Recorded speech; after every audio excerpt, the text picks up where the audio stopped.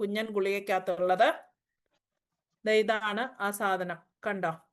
ഇതിനെ നമുക്ക് ട്രീറ്റ്മെന്റ് ആയിട്ട് ഉപയോഗിക്കാം, പ്രിവെന്റീവ് ആയിട്ട് ഉപയോഗിക്കാം. ഇനി പനി, ജലദോഷം, കഫക്കെട്ടൊക്കെ പെട്ടെന്ന് അങ്ങോട്ട് വന്ന് തൊണ്ടയടയ്ക്കല്, പനി കൊണ്ട് ഇരുള് വെളിവില്ല, അങ്ങനെയുള്ള സമയത്ത് ഇതിനെ ഒരു ക്യാപ്സൂൾ വെള്ളത്തിലിട്ട്, ഒരു പാത്രത്തിലിട്ട് തിളച്ച വെള്ളം ഒഴിച്ച് അടച്ചു വെച്ച് അതിനെ പൊട്ടിച്ച് അതിനെ ഇളക്കി ആ ചെറു ചൂടോടെ കുടിക്കാം.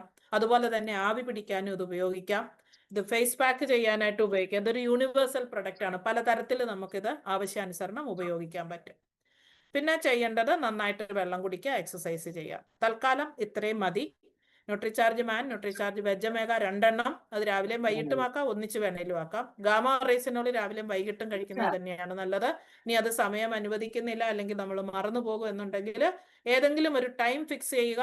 2 ക്യാപ്സൂള് ഒരു ദിവസം കഴിക്കുന്നതെന്ന് ഉറപ്പുവരുത്തുക.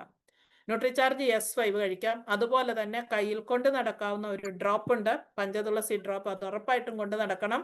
യാത്ര ചെയ്യുന്ന സമയത്ത് പോലും നമുക്കൊരു കടയിൽ കയറി ഒരു ചായ കുടിക്കണമെങ്കിൽ ദൈവത്തെ ഓർത്ത് കടകളിൽ നിന്ന് പാൽച്ചായ, പാൽക്കാപ്പി കുടിക്കാതിരിക്കുക. പശുവില്ലാത്ത പാലുകൾ ഇഷ്ടം പോലെ കിട്ടുന്നത് റെസ്റ്റോറൻറ്റുകളിലാണ്.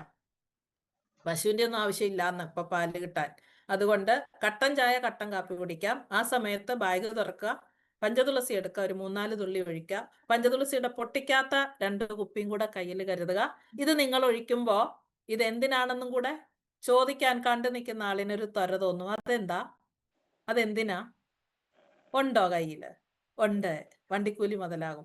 അതുകൊണ്ട് ഇതും കൂടെ ചെയ്യുക. ഒരു സെയിലും ചെയ്യുക. ഇത് കൊണ്ട് നടന്ന് കഴിക്കുന്നത് വഴി നമ്മൾ പ്രൊട്ടക്റ്റഡ് ആണ്.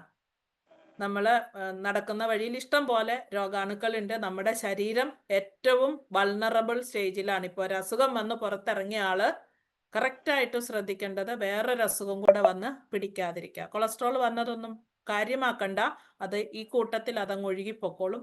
തിരിച്ചു കയറി വരാൻ അനുവദിക്കാതിരിക്കുക. ഭക്ഷണം കഴിക്കുന്ന ഹോട്ടലിൽ സ്ഥിരമായിട്ട് കഴിക്കുന്നതാണെങ്കിൽ അവരോട് പറഞ്ഞ് അവരുടെ ഓയിലൊന്നും മാറ്റാനായിട്ട് പരിശ്രമിക്കുക. ഒരുപാട് പേർക്ക് ഗുണം കിട്ടും. ഇതിനെ ചേർത്ത് പിടിക്കുക. സ്വന്തം തൊഴിലിനോടൊപ്പം തന്നെ ചേർത്ത് പിടിച്ച് മുന്നോട്ട് പോകുക. ഒരു ഘട്ടമാകുമ്പോൾ ജോലി വിട്ടിട്ട് നിങ്ങൾക്ക്